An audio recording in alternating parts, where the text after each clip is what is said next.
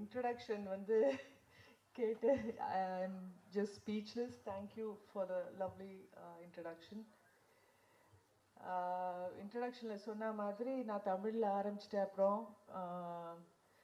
அவ்வளோ சக்ஸஸ்ஃபுல்லாக இல்லாமல் அப்புறம் தெலுங்கில் போய் நடிக்க ஆரம்பிச்சிட்டு இருந்தேன். அந்த டைம் தான் எனக்கு கேப்டன் பிரபாகர் வாய்ப்பு வந்தது. மெயின் ஹீரோயின் இல்லை, ஆனால் செகண்ட் ஹீரோயின் அந்த மாதிரி ஒரு ரோல் தான். ஆனால் அந்த படம் எனக்கு கொடுத்த வெற்றியும் பேரும். அதுக்கப்புறம் நான் 15 வருஷமோ 10 வருஷத்துக்கு அப்புறம் படையப்பா பண்ணுறேன்.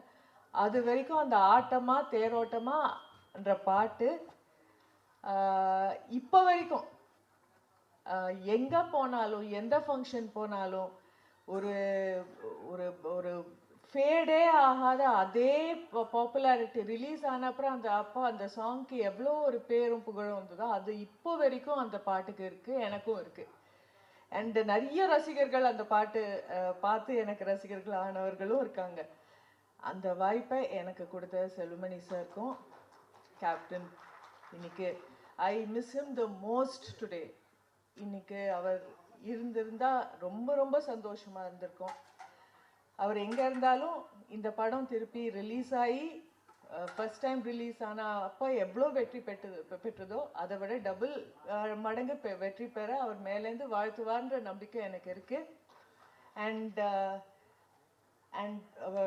கேப்டன் குட்டி கேப்டன் பிரபாகர் இங்கே இருக்கிறதுல I am very happy. I seen them as children. வளர்ந்து இவ்வளோ பெருசாகி ஒரு பார்ட்டியை லீட் பண்ணி பாலிட்டிஷியனாக வேற இப்போ இருக்காரு. All the best you. இங்கே வந்திருக்கும் அனைவருக்கும் நான் பேசின ஸ்பீச்லேயே தான் கொஞ்சம் லெங்க்திய ஸ்பீச். பட் எல்லாருக்கும் வணக்கம். I am so happy to be here. All the best Selvamani sir. Rocket, another big hit, and thank you so much. Cinema உலகை ஃப்ரேம் பை ஃப்ரேம் படம் பிடித்து காட்டும் தந்தி டிவி சினிமா சேனலை இப்பவே சப்ஸ்கிரைப் பண்ணுங்க.